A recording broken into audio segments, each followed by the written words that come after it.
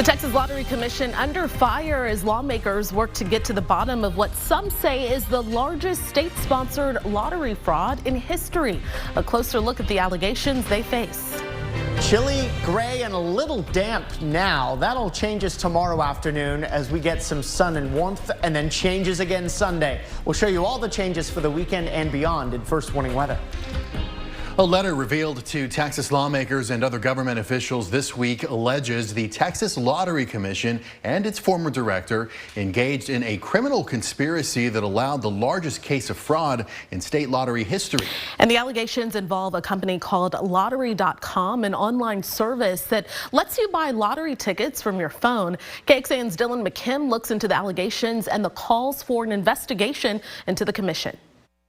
The Lottery Commission and Lottery.com became a combined single criminal entity. In front of a room of Texas senators, this attorney, who says he represents a group of victims, laid out his evidence of why he believes Gary Grief, the former executive director of the Texas Lottery Commission, conspired with a publicly traded company called Lottery.com. He points to a $95 million Lotto Texas jackpot won in April of 2023. The attorney claims the commission allowed a group of investors to purchase more than 25 million tickets to almost ensure they would win the jackpot. He even claims the Lottery Commission provided enough machines to print out the massive amount of tickets in an illegal manner. Did the state at least collect the price of the ticket for this, or were these just printed tickets? They were printing tickets. Not collecting money for them? Not collecting money. The group also points to a public filing with the U.S. Securities and Exchange Commission from August of 2022. Lottery.com said it fired its president, Ryan Dickinson, because of an internal investigation that revealed instances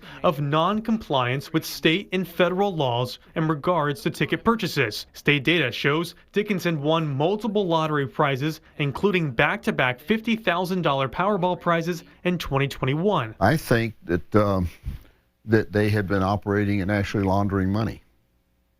There's no doubt in my mind. We reached out to Gary Grief and did not hear back. Senators want to hear from him too. And it should be investigated and he should suffer the consequences. Senators did question the current executive director and were not happy with his responses. I think it's a big red flag that the whole scam is about to be exposed. In Austin, I'm Dylan McKim. And the governor's office did say it has received those letters, that letter of allegations. A spokesperson said we should direct our questions to the Lottery Commission as it is investigating. But since the Lottery Commission is implicated in these allegations, we asked if the governor would want an outside entity like the Texas Rangers to investigate. We have not heard back as of this broadcast, and we also reached out to the Lottery Commission for comment on those allegations, and a spokesperson did get back to us and just simply said they are actively investigating those allegations, guys. And Dylan, what about Lottery.com? What are they saying about the accusations? We did get a response just minutes before we came on air here. In a statement, Lottery.com, a spokesperson said that Lottery.com has completely cleaned house in late 2022, replacing its entire board of directors and executive management team.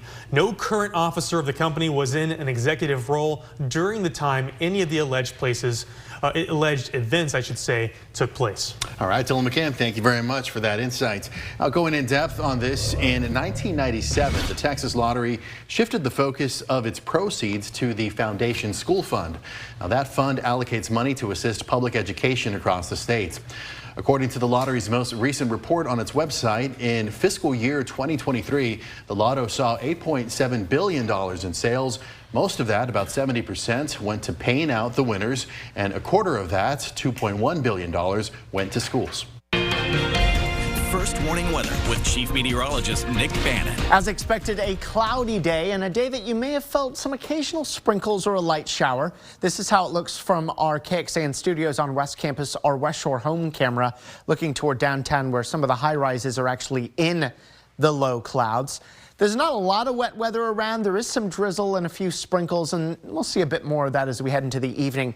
Temperatures still in the 40s in Austin, but middle and even upper 50s in parts of the hill country.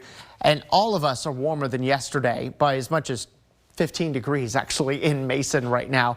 Not quite that warm in the metro, where we're only 2 to 3 degrees warmer than this time yesterday. I expect we hover in the upper 40s to near 50 over the next few hours, with slowly decreasing rain chances, but they don't drop off to zero. There's still going to be some sprinkles around in the late evening, but however comfortable you feel now, the temperatures are not going to drop. So you'll feel that comfortable at 11 tonight, just in case you've got a Valentine's Day date tonight. Coming up in First Warning Weather, we'll show you a briefly warmer Saturday ahead of a cooler Sunday. More ups and downs for next week, including the coldest night of winter so far.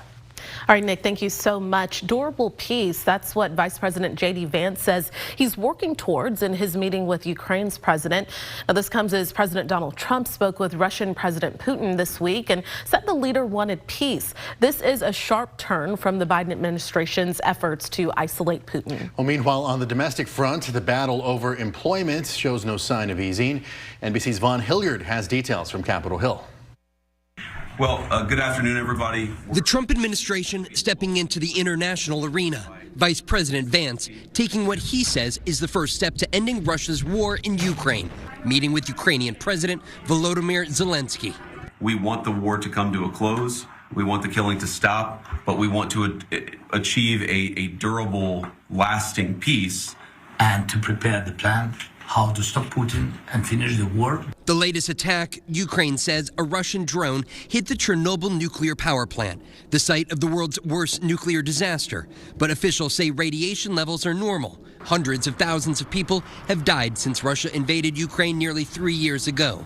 Today's meeting comes after President Trump spoke with Russian President Putin earlier this week, saying Putin wants peace. Zelensky says he does too, but doesn't intend to just surrender. And any potential concessions from Russia are unclear. We need real security guarantees. While the vice president works to end that war, here at home, the president battles domestic issues. 25 days ago, a massively illegal corporate coup began, led by Elon Musk. Overnight, the Veterans Administration dismissing more than 1,000 employees. In the Trump administration telling federal agencies to fire probationary employees. That goes for departments from education to National Nuclear Security Administration to the Forestry Service. Slashing and burning livelihoods, precious resources, precious programs, life-saving programs. As a candidate, President Trump promised to shrink the federal workforce, but his moves have faced legal challenges. As of now, 14 states have filed lawsuits against Elon Musk's DOGE committee, saying his power is unchecked. Probationary employees have usually worked for the government for 1 to 2 years before their civil service protection kicks in. Hundreds of thousands of workers could be losing their jobs, but the exact number the Office of Personnel Management says isn't clear. Here in Washington, Vaughn Hilliard, NBC News. And this comes as the Trump administration has garnered further controversy by ordering that federal corruption charges against New York City Mayor Eric Adams be dropped. The order prompted resignations across the Department of Justice and also sparked new calls for Adams to resign or be removed. According to the New York Times, yesterday, Manhattan's top federal prosecutor submitted her resignation, accusing the mayor's lawyers of brokering a dismissal deal in exchange for cooperation with the White House when it comes to immigration. Mayor Adams refuted that claim this morning on the Fox News channel. Think about my attorney, Alex Spira, one of the top trial attorneys in the country. Imagine him going inside saying that the only way Mayor Adams is going to assist in immigration, which I was calling for since 2022, is if you drop the charges. That's quid pro quo. That's a crime. It took her 3 weeks to report in front of her a criminal action. Right. Come on, this is silly. And Adams appeared on Fox News with border czar Tom Homan. This has been part of the criticism that the mayor has become beholden to the president in exchange for saving him from criminal prosecution. In total, 7 prosecutors have resigned over the Trump administration's order. Meanwhile, President Donald Trump's takeover of the Kennedy Center, it worries some in D.C. And the last week, President Trump said he, quote, didn't like what they were showing, especially drag shows he says are specifically targeting youth. Dozens of people chanted and danced in the street in front of the Kennedy Center last night. And organizers say they did this to show they're not afraid to be queer, trans, and celebrate drag performers. With drag queen Tara Hoot even passing out flyers to become board chair. I just think it's a right. If any old yahoo could say they're board president, and he said he had a unanimous vote, which he didn't, because there were some abstentions in there. Like, why not me? I'm the people's princess, darling, and the Kennedy Center is a place for everyone. And this comes in the wake of key board members resigning from the Kennedy Center in protest of Trump's takeover. In addition, prominent artists such as Issa Rae and Shonda Rhimes have canceled scheduled performances at the Kennedy Center.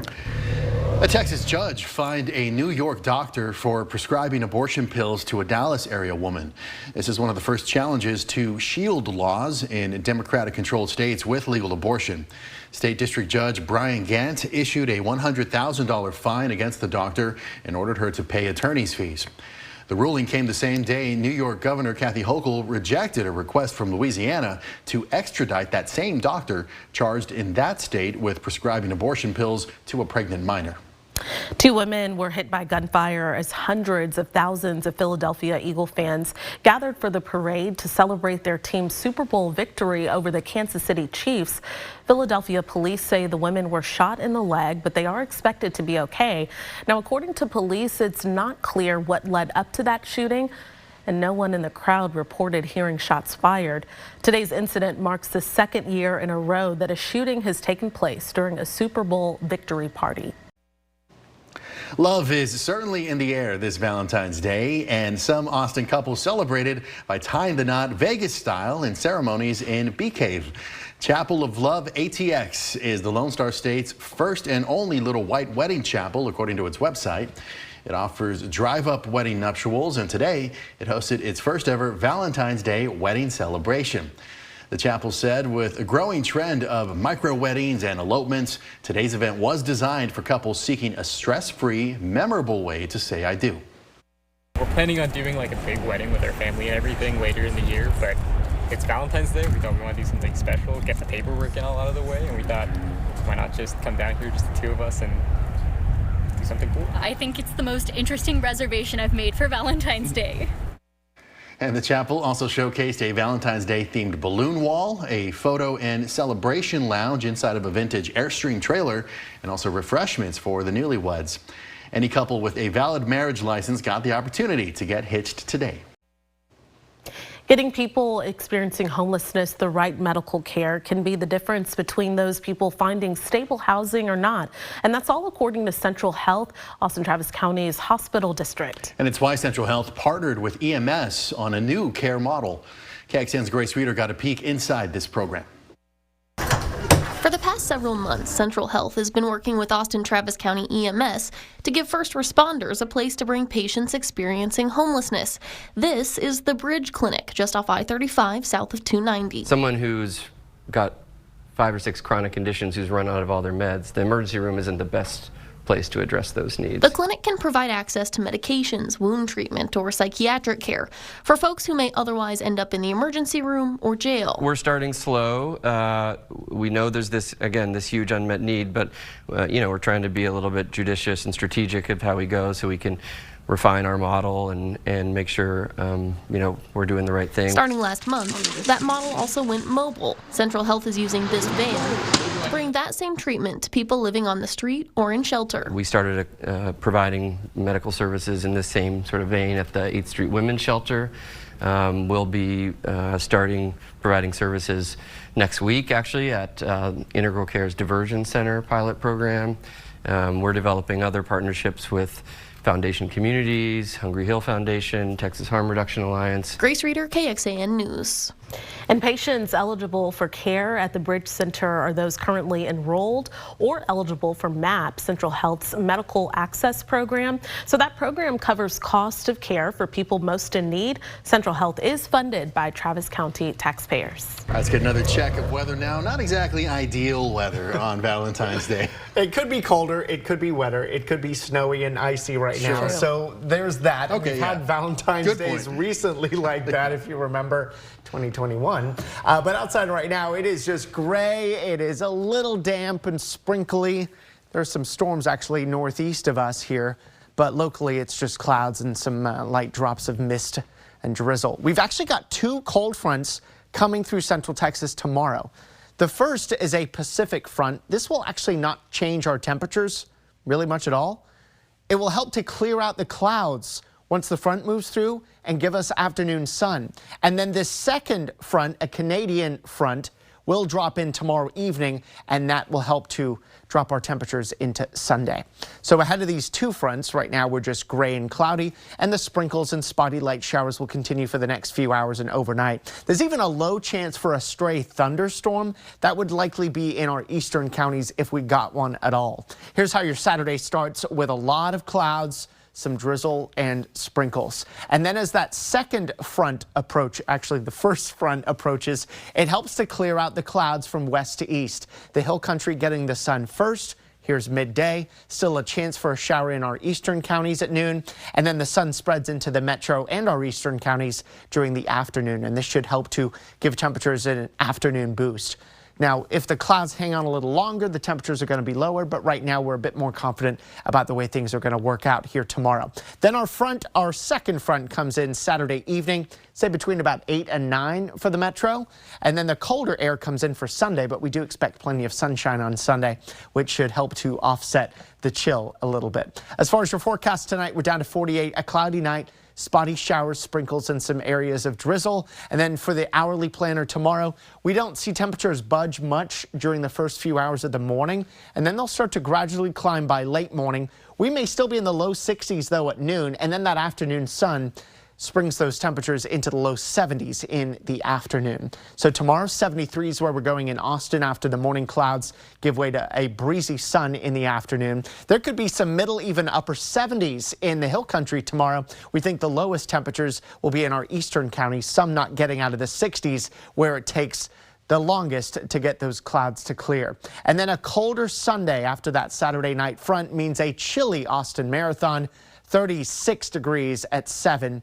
40 at 9, 46 at 11, but at least it'll be dry and at least it'll be sunny. High temperatures Sunday afternoon in the 50s, so it's a roughly 15 to 20 degree temperature drop from Saturday to Sunday. Then we focus in on a storm coming late Tuesday that brings us rain. However, as it's pulling away, there may be enough moisture left to bring us a brief, very light wintry mix of possibly some spotty freezing rain late Tuesday night and Wednesday morning. And then even colder air comes in and drops our low temperatures Thursday morning into the teens.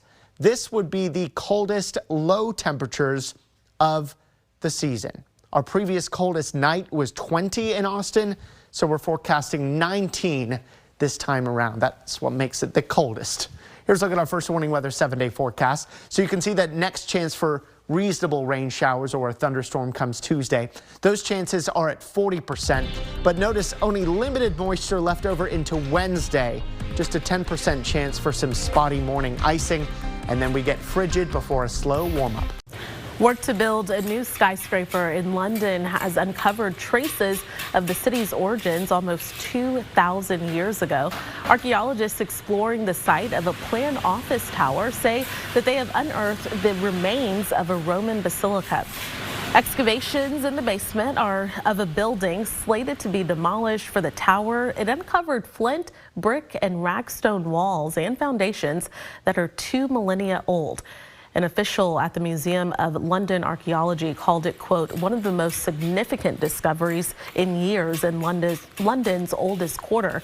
It was constructed between 78 and 84 AD, about 3 decades after Roman troops invaded Britain. It's built on a raised platform, so it kind of towers above the city, and it's a real symbol of Roman power and authority. But they only use this particular forum for quite a short period of time, only about 20 years. And then they start to build a much, much bigger forum, around 5 times the size, around this existing first forum. And the second forum is then in use for the next kind of 300 years. So we're talking about kind of early stages of London here, but it's a real kind of sign of investment in the city, even at its kind of early infancy. And the newly discovered remains are believed to form part of a raised area of the Forum where politicians and officials made decisions about the city's governance.